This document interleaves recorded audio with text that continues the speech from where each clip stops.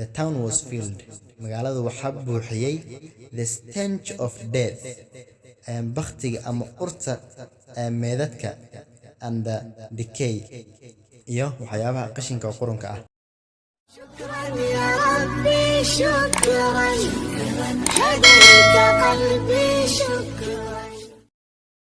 السلام عليكم ورحمة الله تعالى وبركاته. ولا لسه لك 10 كنا مانتا حكسبسني هاي top 10 English verbs in sentences في على English كه حرفنا English كهلا في على كأي وحياة ولا سمية أيجو sentence أهان مانتا قادم دولا لمر كوباد وحلي هاي أنت موجود قالين 10 كنا قلنا نحضر نوصل تاعها كعصنا أنا شبك سبسكرايب إنه صارته أو أنا أشترك جلس أشتري أنا سوق لنا سحب هذا زي أو فائدة أما وقال كذا كيشين لايك أنا صار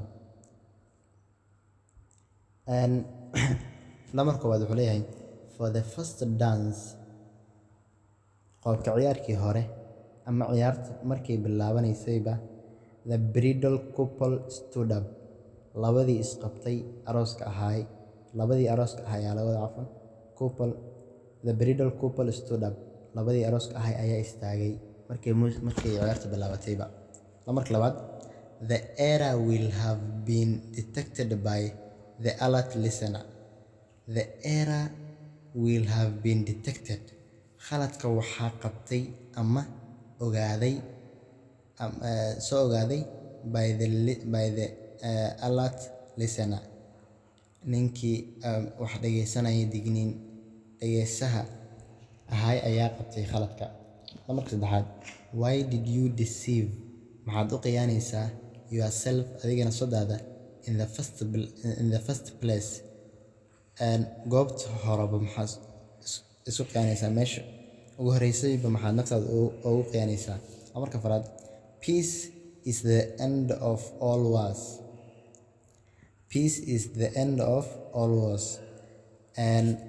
nabaddu waxay tahay midda dhamaystirta dagaal walba.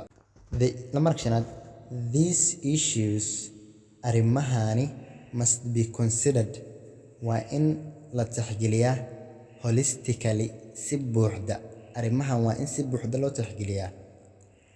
marka lixaad he didn't let a single word out of his mouth.